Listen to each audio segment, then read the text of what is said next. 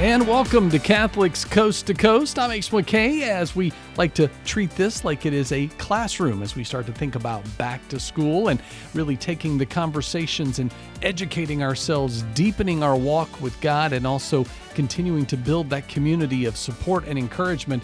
We're going to let today's show be a part of that for you as you start to wind down the summer. We want to, of course, start each and every week really getting a deeper look into God's Word. So as we check out the Mass readings, let's get our word on the Word. At the end of my college career, I was super stressed out. You know those things called deadlines, right? And then there's the whole figuring out a post-college plan thing. And long story short, it was exhausting for me. Well, you survived. True, but there was a moment when I thought about giving up on a personal project. I put my heart into it at the beginning, and at the end, I started to wonder if finishing it was worth the added stress. Well, did you finish it? I did. With God's help, I pushed that low point, and I'm so thankful that I did. And that project ultimately led me here to EWTN. So if I wouldn't have finished it, then I wouldn't be standing here right now. Today, we're looking at Sunday's first reading from 1 Kings. The reading picks up right after Elijah escapes a murderous threat. He was exhausted and told the Lord he wanted to die. Like Elijah, I wanted to give up. Not to that extreme, but I can relate to the idea. Instead of God granting Elijah's prayer, he sent an angel twice to bring him food and water. That nourishment gave him the strength he needed to continue on to Mount Horeb. And on that mountain, God passed by Elijah. But we won't hear about that encounter this Sunday. I think this story proves that the Lord will give us exactly what we need to do his will. Like St. Elizabeth Ann Seton said, if you are to do his work, the strength will be given you. This week, we challenge you to pray, Lord, give me the graces I need today, nothing more and nothing less. And we'll see you here next week. Bye. Great little jump start as we think about a new week ahead and what God's Word means as we apply it to our lives. For more Word on the Word, check it out. Podcast Central at EWTN.com/podcast. It goes right there. Or subscribe wherever you like to stream. That way you don't miss future episodes. I'm Ace McKay. As Catholics Coast to Coast continues, we spend nearly half of our waking life at work. So the relationships that are around us can be real and they can be intense. They can impact us overall in our vision of life. So this week, we're going to check in with Dare Great Things for Christ as they're in the midst of a series called A Community of Persons. So as we learn to apply the Gospels to our lives and into our community, how do we build that through our Catholic faith? Let's find out on this week's Catholics Coast to Coast. Christ calls us to dare great things. In the marketplace as well as in the mission field, there has never been a time like the present for the spirit of the Catholic entrepreneur. Now is the time for men and women of great courage and great vision to engage our church and our culture. Now is the time to dare great things.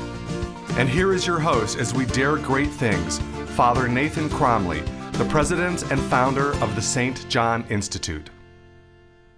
It's an amazing fact that we spend nearly half of our waking life at work. The relationships we form there are real, intense, and impact our overall vision of life. For the Christian, this represents a real challenge. How can I live the relationships I have at work or in my social setting in a way that glorifies God and helps others to know Him better? In this first of our series on applying the gospel, we analyze the Catholic Church's insistence that whatever we do serves to make communities of persons.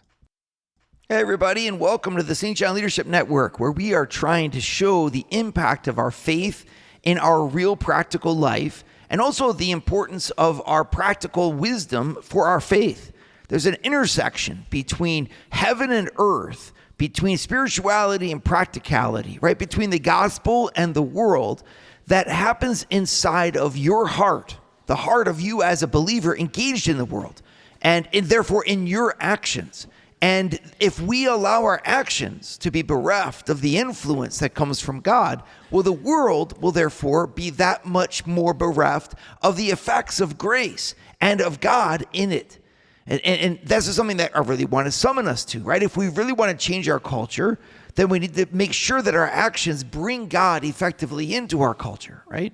And on the other hand, our spirituality is, by so many people, they just look at spirituality as something that lacks impact, that is somehow or other lackluster, right, in their life. Like, we don't have time to pray. We don't have time to spend time with God because practically we don't see the value in it. I mean, we might like it, it might feel good, But man, we got to make the next meal, and we've got to clean our house for our company. We have to celebrate our kids' birthday parties, and that takes precedence. Well, if that kind of thing goes on long enough, eventually we'll say, I don't even understand why I have spirituality at all, because my life is eminently practical. And I want to say that your practicality can actually help make spirituality real. In other words, if we take the wisdom of folks who are in action and need to be active because you are in this world as our starting point, and see our spirituality as something that can help us to fulfill our earthly mission, well, then we make our spirituality real, even as we make our real actions spiritual. And I'm fascinated by this because I think it's God's plan for changing the world. He wants to change the world by raising up saints to lead. All right. So to do this, though, we have to learn how to apply the gospel. And what I want to do with you now in this class, I want to take you through a series here, and it won't be that long of a series, but I want to look at the third part of the Catholic Church's document called The Vocation of the Catholic Business Leader. And even if you're not Catholic, I recommend this for everybody. There's nothing in here you're going to find objectionable if you don't share the Catholic faith. But what this does is summarizes the teachings of the Catholic Church around business, around work, around the productive enterprise, right? That takes up so much of our energy. And right away, I know some of you say, well, I'm not in business, I don't do work, instead I stay at home. And I say, that also is covered here. You just have to do it by extension. When I say business or company, etc., well, it's because on the one hand, I want to reach out to our business leaders who otherwise find themselves without any reference point, or priests actually trying to teach them about business ethics. So I want to say that, but I want you to be able to apply this at home. If you're a stay-at-home mom, for example, you are engaged in an enterprise that's also covered by these same principles, right? So you just need to apply it in your own way. In any case, when we're at work, the church has given us, historically, especially over the last 140 years, a really consistent and wonderful message. And what the Vatican did is around 2011 or so, they compiled it into a single document that really expresses things clearly. I want to look at the third part of this document in this series with you, right? If you're looking for the document, you can find it online. You just Google, Vocation of Catholic Business Leader PDF. It comes right up. And I want to focus in on paragraph 61, 62, 63 in that document. If you don't have it, don't worry. You don't need to have the document in front of you. But if you do have it, you can look it up. Because what happens in these paragraphs is the church enunciates, a consistent teaching that goes all the way back into the Bible, that no matter where we are and what we do as human beings, we have to maintain our humanity. And that means that if we are in the workspace, okay, and we're in a secularized work field where everybody's got different value systems, and some people are nice and some people are manipulative and some people are unfair, and everybody's out looking for the bottom dollar of their paycheck, we still need to approach that environment as from the perspective of a community of persons. Now, that's a complicated way of speaking. It's not very effective. It's not very direct. A community of persons sounds very theological. Well, that's because the Vatican is theological. It's priests who are writing this stuff, right? But what they're meaning is very precise. They're trying to say that even if you're in a productive activity that's focused on generating a profit, and even if your main goal is the bottom line, for whatever that is, you still have to treat people like people.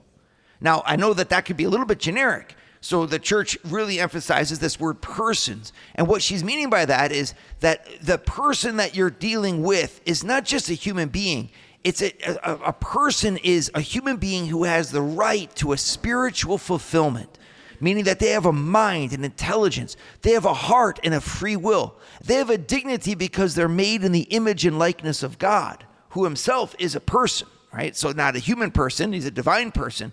And yet we're in his image because we are free, we are intelligent, we are able to know the truth and dedicate ourselves to it. We have a dignity that comes from an immortal soul and having that soul.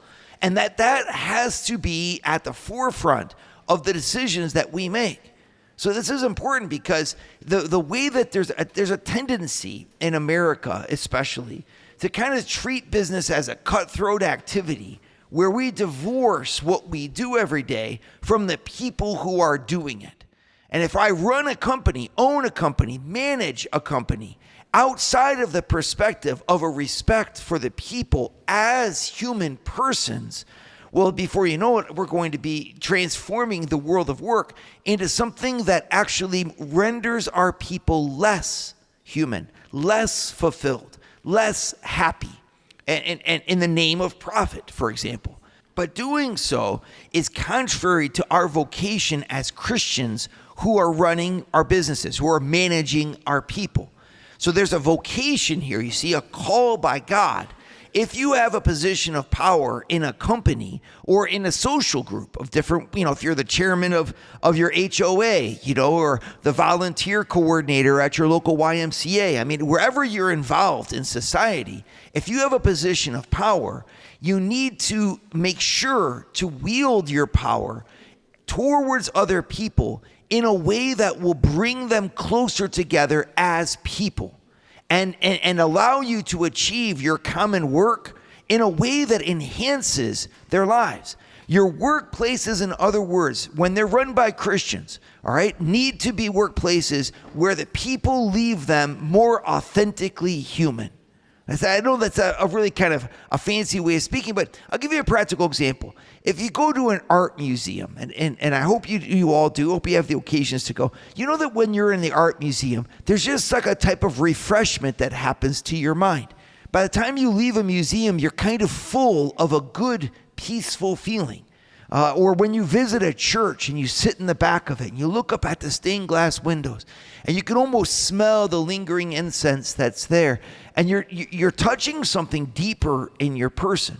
You might not have anything to eat, you might not have anything to drink, but if you go to a symphony and you listen to a symphony or a ballet at least once a year, I'm talking about fine arts here, but I'm giving you examples where your spiritual life is awakened. By spiritual, I mean your mind and your heart. Well, our workplace needs to have a similar effect on us. Obviously, if you're in a manufacturing facility, we're not talking about the beauty of the fine arts. We are talking about a job that's well done, with a quality product of which we are proud, done in a way that's safe and collaborative with real relationships with others. That's our vocation. It's difficult to put into practice, but that's exactly what we're going to talk about here. Are you a Catholic business owner or executive with your company? We have an invitation for you. August 11th through 15th, St. John Institute is hosting an Audeo Leadership Masterclass retreat in Evergreen, Colorado. At this one-of-a-kind leadership training, you'll learn how to bring the power of your faith to guide you on your challenges as a leader, deepen your spirituality, and meet other Catholic business leaders as interested in their faith as you are. With newfound wisdom, you'll craft the plans necessary to lead a daring life. Visit stjohninstitute.org/SJI-events to claim your spot. We'll see you in the Rockies. So if I have a position of power, if I have a management position, or if I have a position of power because maybe I'm a specialist or I'm a technician in my field, if I'm a mechanic and I'm working on school buses, I had better know my brake systems and make sure that they're done correctly.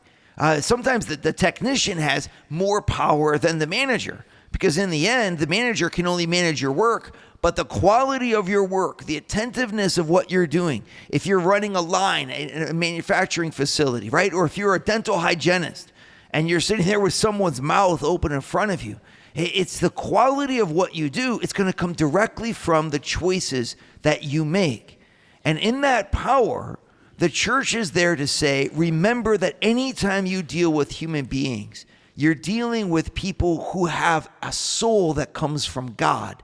And therefore, they have a dignity to them that needs to be respected and enhanced by what they do. This is really interesting because it makes our companies real opportunities for us at a very basic level to heal a broken world, to heal societies. And I don't think this is something that we are overestimating here.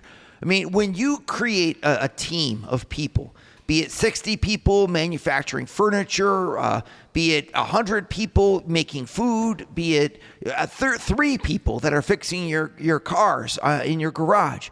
There's a team of people there. You're bringing them in from very different backgrounds, very different social settings, into a world where they're going to operate for 8 hours, 10 hours, 12 hours a day together.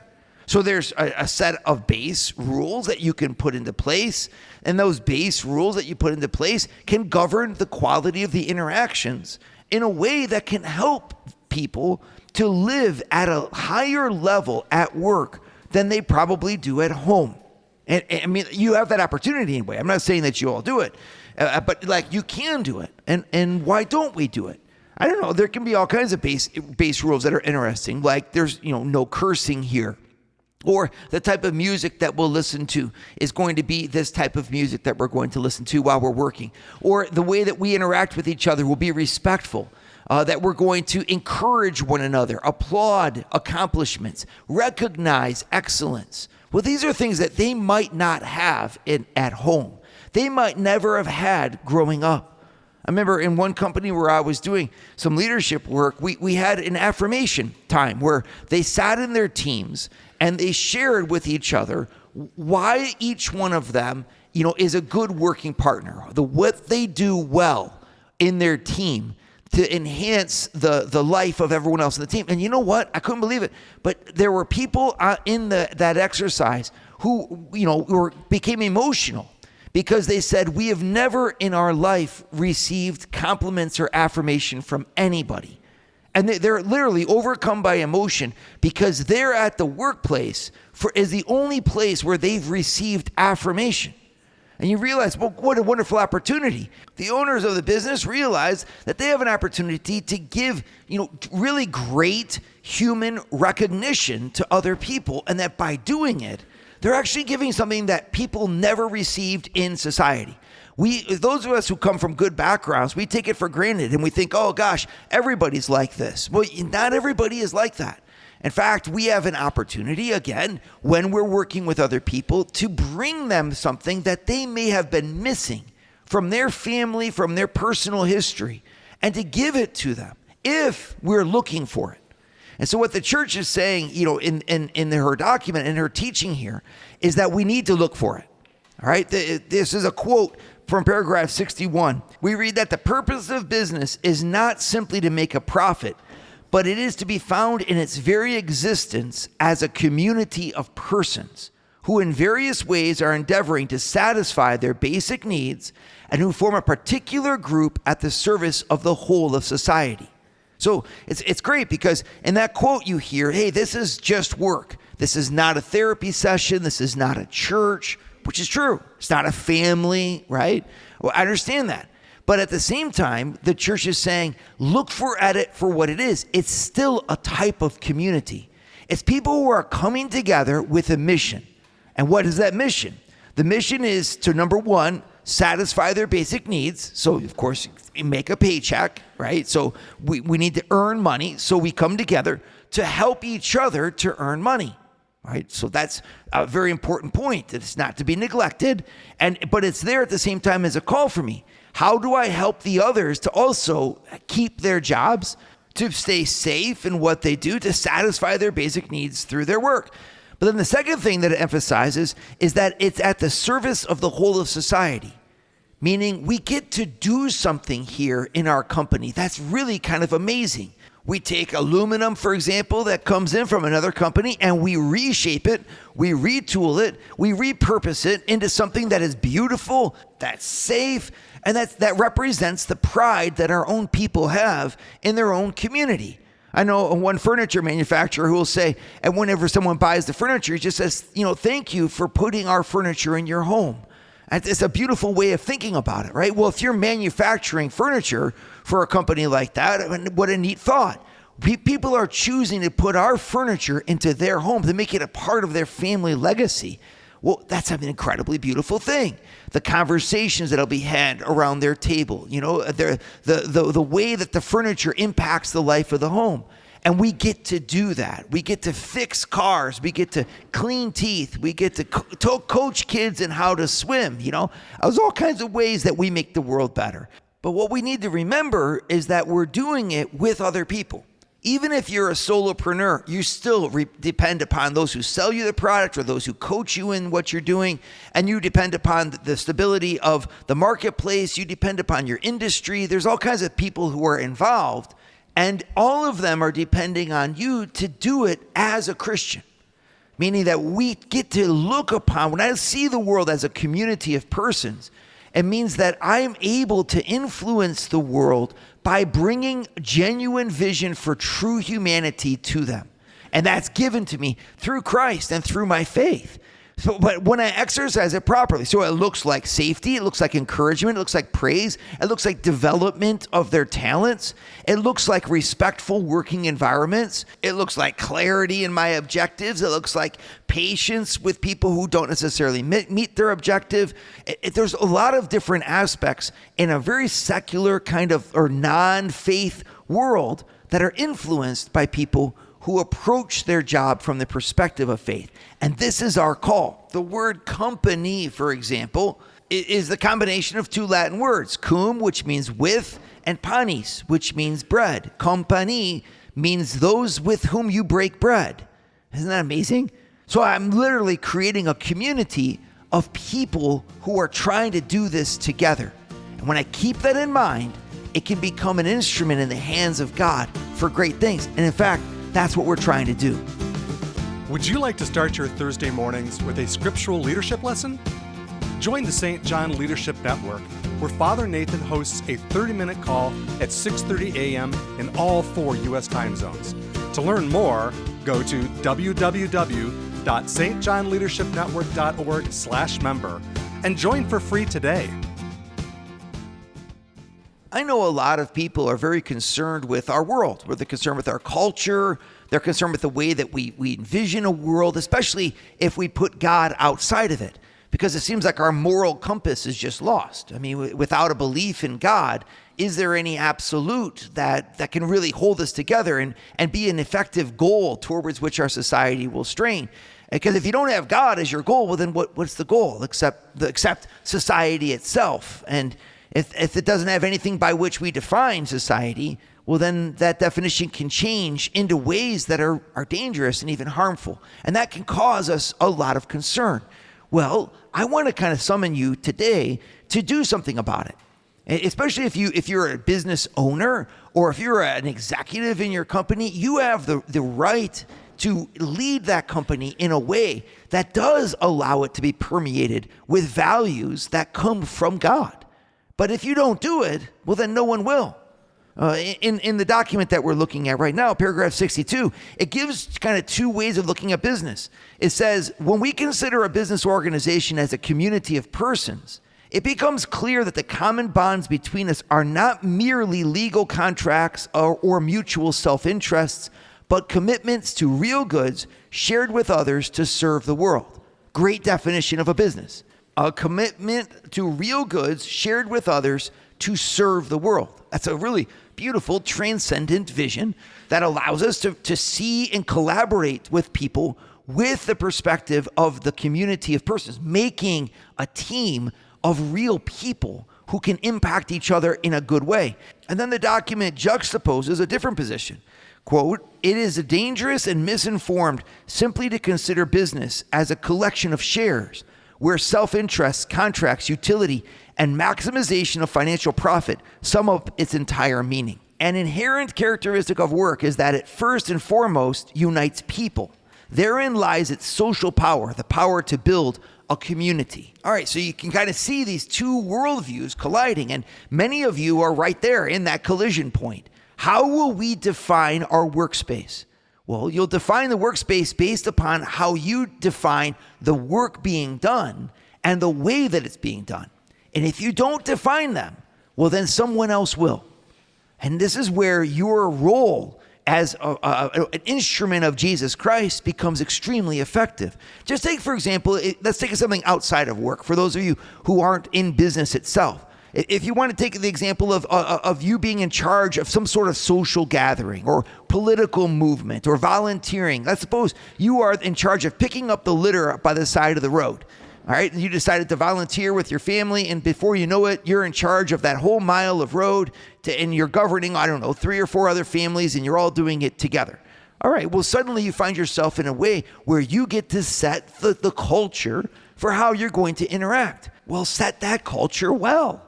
Set it like a community of persons. You give the people the opportunity to get to know each other. Give each other the opportunity to build one another up. Recognize great service. Thank your people appropriately. Help people to maybe develop a sense of community that's larger than just picking up garbage next to the road for a mile. You see, like, there's an opportunity here where you can touch people in a way that allows God's love to come through you into their lives, without even necessarily mentioning your faith, but making sure that the way that those people are treated, insofar as they're there and as long as they're there, reflects their dignity as spiritual people. Now, I know that example is a very simple one, and when you're in a large multinational corporation, there's all kinds of challenges to make practices and policies to foster a community of persons amongst your workers, Yet, and I'm going to quote this from the document, leaders in large or small firms are greatly helped by the practice of personal virtue, those life-enhancing habits and qualities of character essential to any profession. Isn't that amazing? So the Vatican's like, yeah, it can be hard. You're in a company that's publicly traded, and so it does. All that matters is the bottom line. Well, you can say all that matters for the people in charge might be the bottom line, but not for me. Why? Because I'm going to live my life with virtue, meaning the way that I run my meetings, the way that I do my presentations, the way that I interact with the other people in my workforce won't be dominated solely by the coefficients of material success. Why? Because I am not, right? You see, there's a summons here to be a saint in a large multinational corporation, be a saint in a publicly traded company. Well, what does that look like, Father Nathan? Well, the document here is saying it looks like virtues. It looks like developing, especially prudence and justice. By prudence, you make the best practical decisions that you can.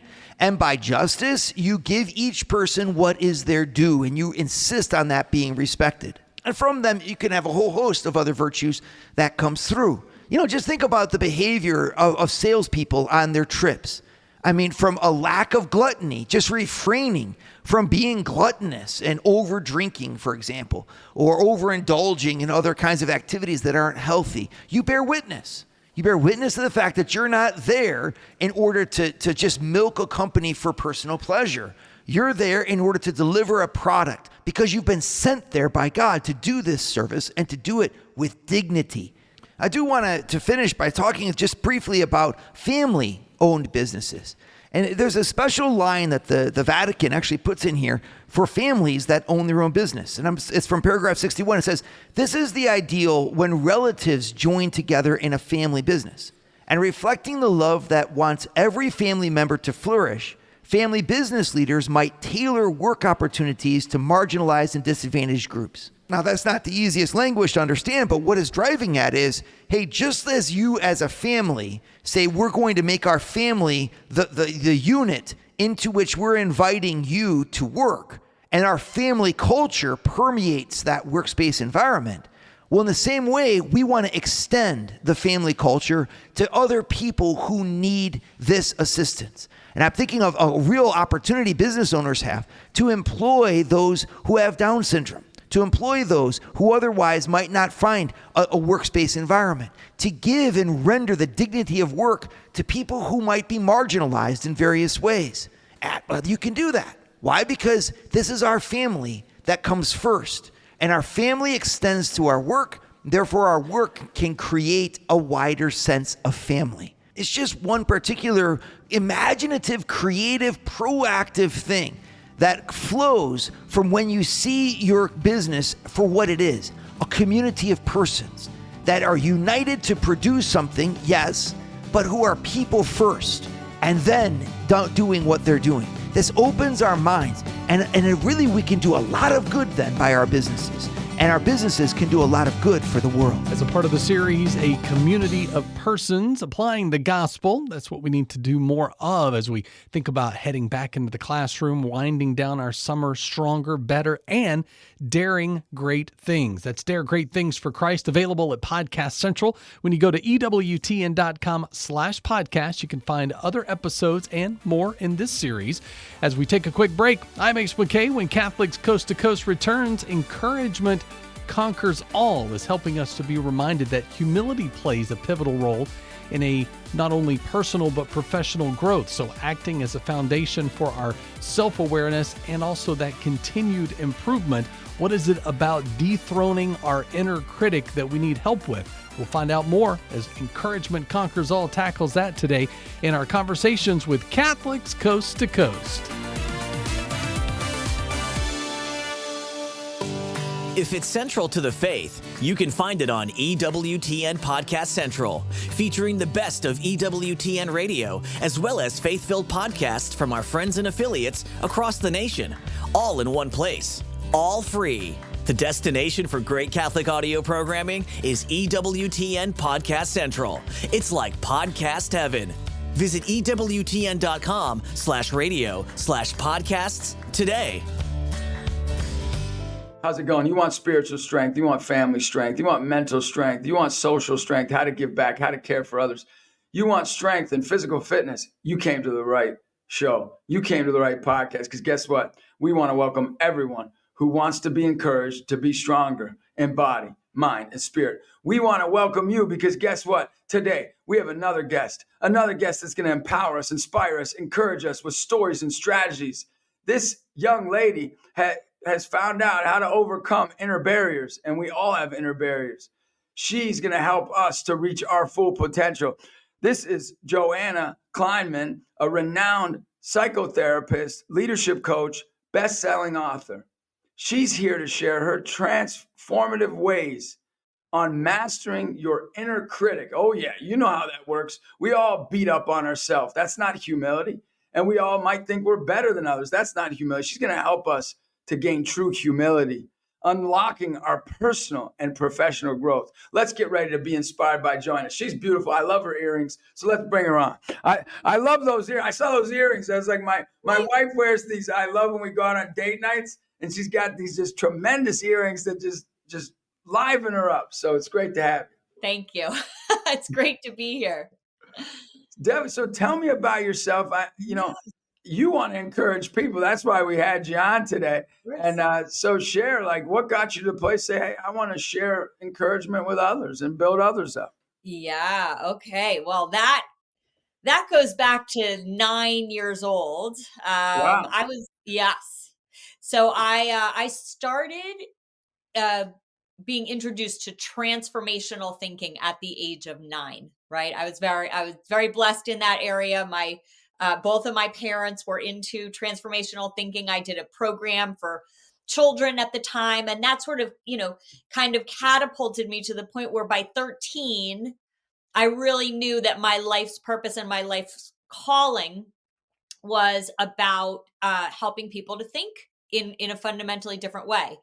So, I went on to graduate school and I became a psychotherapist. And, long story short, for many years, I was I had a private practice as a therapist, and I loved the one-on-one work that I do, but there was something missing in that traditional method of psychotherapy and coaching. And so that's really what led me to develop my my mind method, which I wrote a book about, and So you're a philosopher. You're like a philosopher. A little bit.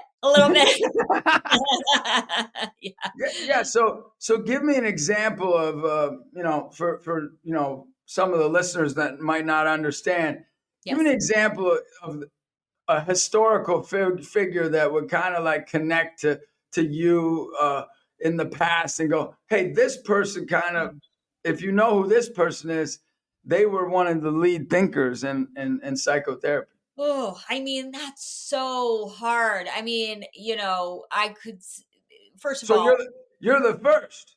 Well, I'm the first to create the mind method. Let's just Okay. I've All been right. influenced by an incredible amount of people. I've read, probably well over, 300 books, and I've done my own, personal transformational programs. So, I think if you take all of us in this space, yourself included, I think that when we're, really committed to changing how people see themselves and how people see their lives, right? It's sort of like we take a lot of different things that we study, plus things that we've experienced personally, plus things in our personal life, and we sort of, create our own method for, for supporting and encouraging people. So that's a little bit of what I've done. Yeah, and you've done this with NFL films. With, by the way, that's some of my favorite films out there. Nestle and Nike and Microsoft. And so, share with me why would they bring you in, and then what would you do for them, and helping them dethroning your podcast is dethroning your inner critic. That's right. So why would they bring you in, and why would it be so effective? Because it must be effective. Yeah. Yeah. Well, okay. So we, the way that we think, we actually think automatically, right? Like we don't think about what we think. We just automatically think. It's kind of like our body breathes for us. Our body makes our heart beat. Our minds just go. And what most people don't understand is that there's a lot of automatic places that our mind goes, so that even if we are, I'm going to put successful in quotes, right? From people that, are the CEOs of multi-billion-dollar, companies, and it looks like they've got it together, right? They've got all the money in the world, or they've got all the beauty in the world, or what, and they're miserable. Yeah. Well, yeah. What's that about? I mean, it's so interesting. It is. It's fascinating, right? So this is where this comes from. All of us, every single one of us as human beings, every single one of us has what I'm going to call a core issue. It's really a core wound. All right. And it starts usually before the age of 6. And that core wound is something that most people don't even know, that is still driving so much of their behavior, by the way, including their success sometimes.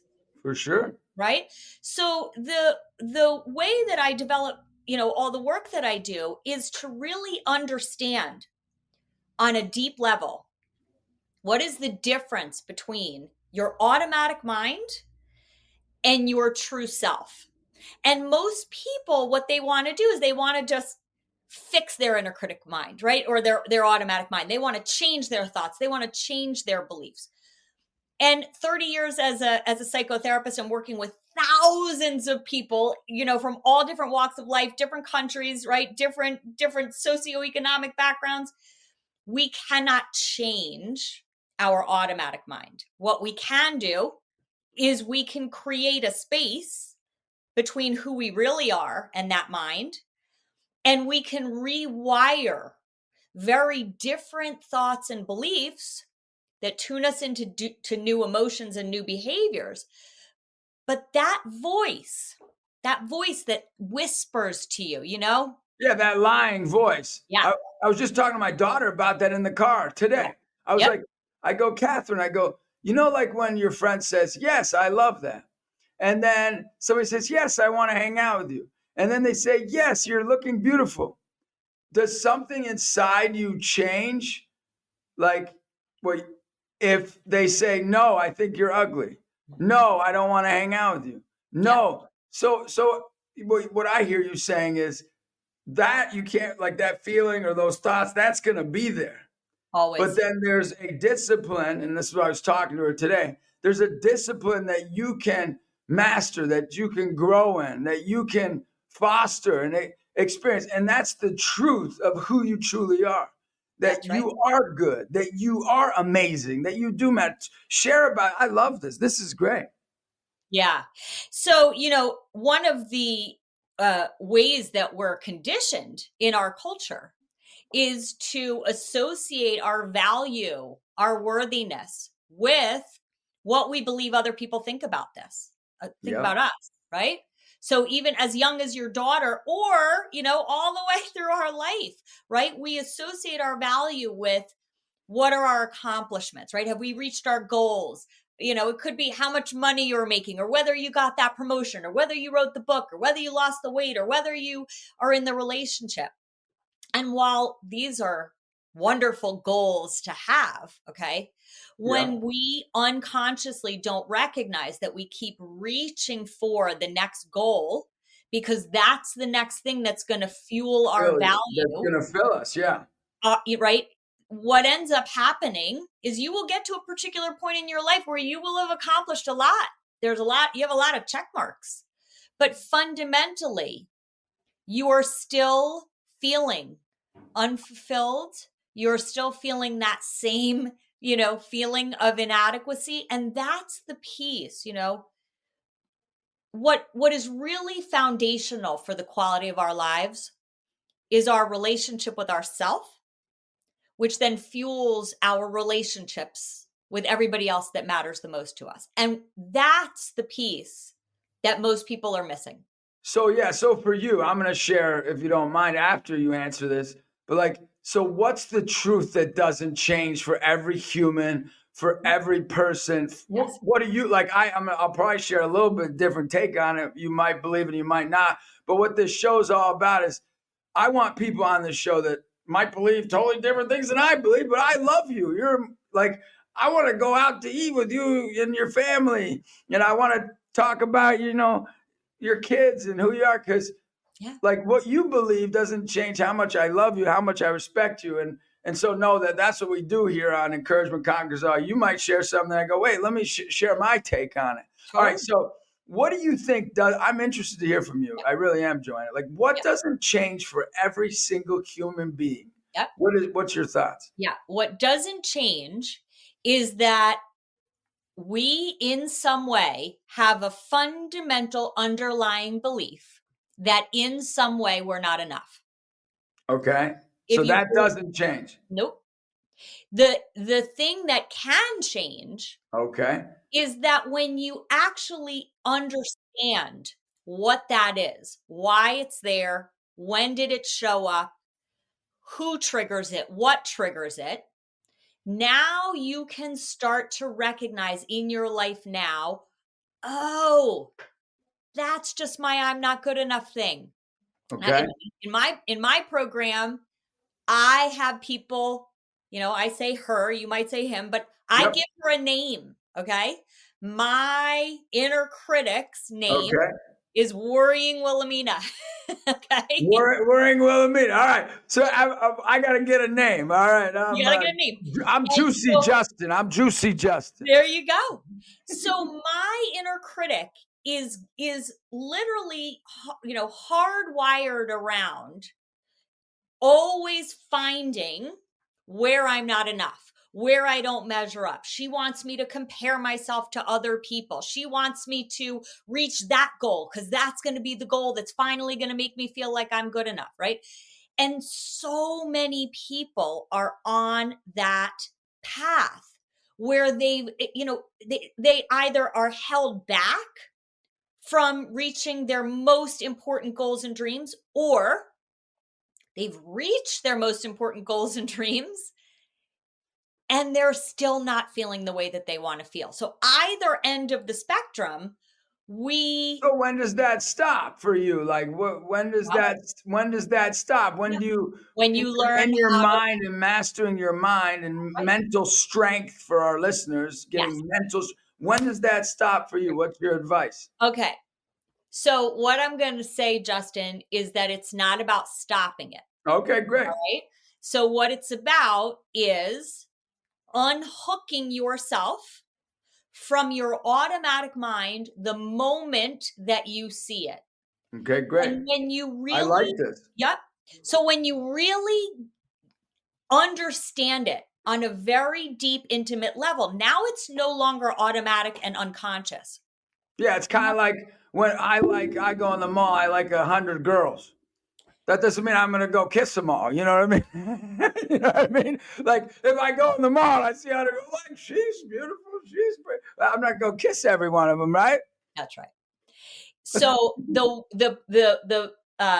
methodology that I created, that I trademarked, called the MIND method, is really about understanding what I call the blinking red warning lights that alert you that your inner critic has taken over your mind. So it's the thoughts, the beliefs, the emotions, the body sensations, and the behaviors that are clear indicators to you, oh, my automatic mind is in control right now.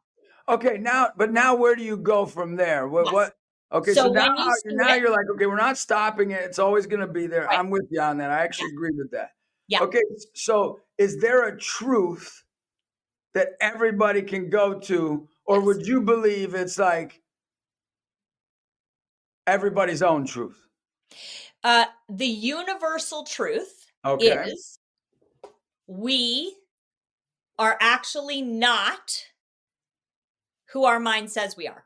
Okay. Yep. We are separate from that.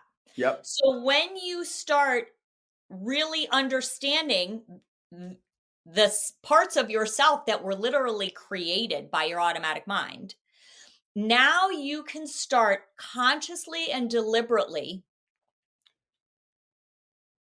pushing your mind towards very different thoughts and beliefs that have you tuning into very different emotions. And from those emotions, like gratitude, like seeing how proud you are of yourself for the things that you've already overcome, for seeing your resiliency, for seeing your strength, Yeah. for looking back So on your you're life. saying is more of the Socratic, the Plato, the Jesus, like going to virtue. Yes.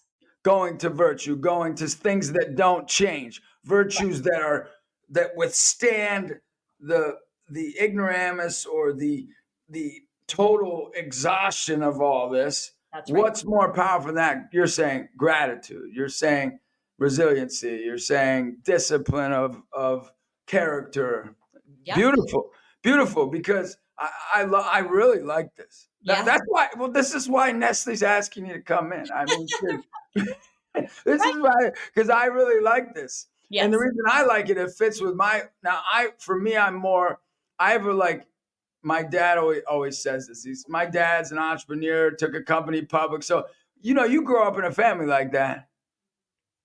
You deal with these people, right? It's like I do. It's like you got to achieve.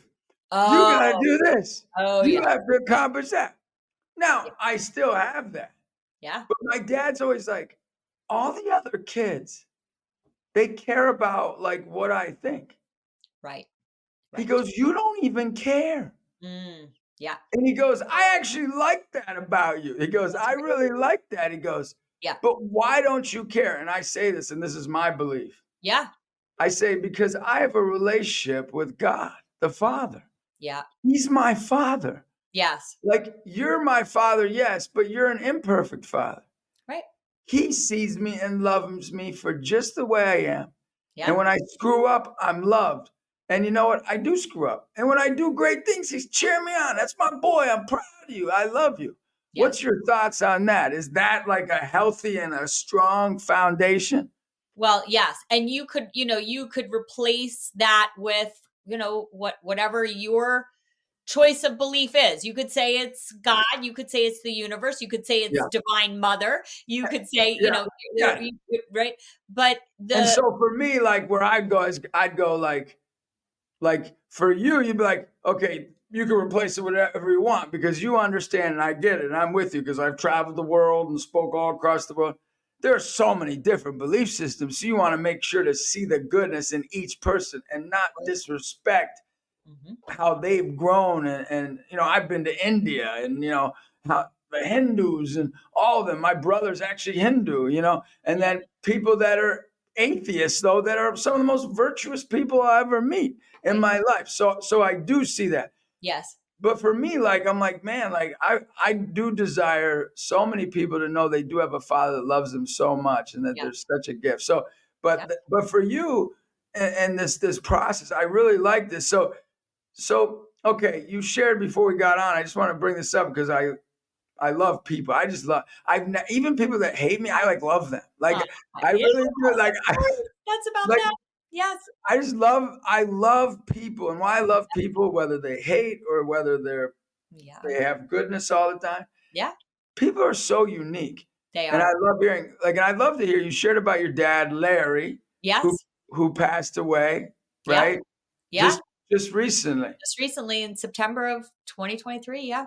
Yep. So could you be like kind of like your own inner critic to give them kind of an example of how you battle this? Because my dad hasn't passed away. I know it's going to be very difficult for me for 100 reasons. Yeah. My mom, I could kill somebody and she'd be like, you did it the best way. You know what I mean? Yeah. That's like, so how do you go through that? Yeah, yeah, this is a great question. So, and I did share with you before the podcast recording started that today is his actual birthday. He would have been 81. I want to say I'm honored. Yep, yep. To share this day with you. What a gift that I get to share this day because your dad must have meant so much to you. He did, and he still does. I just because he's passed away, I still have an ongoing relationship with him. Beautiful. Writing him a letter later today. Yeah, yeah. And so, it's interesting because my dad is, in many ways my greatest inspiration. He really got me on the path of personal growth, and he's a lot of the reason why I do the work that I do today. But at the same time, we also had issues in our relationship, just like all relationships, yeah. all relationships, right? So, as much as he was my greatest inspiration, part of the great inspiration was the struggles that I had with him, So, I will say that, in my relationship with him, he had some issues with anger, and it was never directed at me. Okay. But it was still scary and uncomfortable as a young child, and it was never, violent or anything like that. But what, how it contributed to my wound in some way is, if you, and, I didn't know this at the time, right? But it's some wound, like, if you really loved me and you really valued me, you wouldn't behave this way. Right. And so what happens is when we have that core wound, we don't even realize what it is. Then we drag it with us through our life. And then it starts to filter the way that we see everything. So what I was dragging with me through my life is this automatic need, I will say, okay, for other people to love me, value me, choose me, want me, right? And so when I could really, and this is why I created the work that I engage in now with other people, because when you can clearly see that wound and you can start disintegrating that automatic need, right? Whatever it is, I need people to think I'm smart. I need people to think I'm successful. I need people to think I'm purposeful, right? That's the very thing that gets in your way from really creating your dreams, because and you might agree with this in your own pursuit, okay? The very thing that has us really getting to the things that we really want to do in life is our ability to step way outside of our comfort zone, to be uncomfortable on purpose. Every day. Every day, right? Every day. Uncomfortableness is the gift. Is the gift. Yep. That's right. So, so that's the thing. And it's like, there's no arrival point with this. Okay. It's like building a muscle. Your muscle gets stronger and stronger and stronger at being able to see what's underneath your automatic thoughts, beliefs, emotions, behaviors, unhooking from that, and then tuning into something different, which for me, if I'm going to now, use my own work, the new mind, right? Not that old mind doesn't show up, but my new mind is, I don't need anybody else to show me my value, because I now see my own value. Do I get triggered into that old wound? Of course I do, all the time. But when I can see, oh, okay, now I see what that is. Now I have a choice. Managing the inner critic, something we all can deal with as we think about a mindfulness technique. Find out more on the podcast with Encouragement Conquers All. Full conversation available at EWTN.com/podcast. I'm Ace McKay. In the meantime, remember to let God define who you are, and I'll see you again with Catholics Coast to Coast.